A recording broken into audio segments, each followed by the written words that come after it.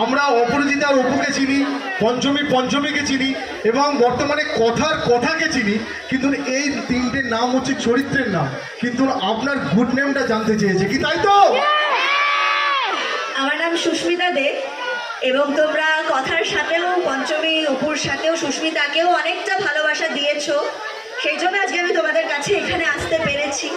এবং এই ভালোবাসাটাই কিন্তু প্রত্যেক শিল্পীর কাছে সব থেকে বড় পাওনা, তোমাদের নিঃস্বার্থ ভালোবাসাটা।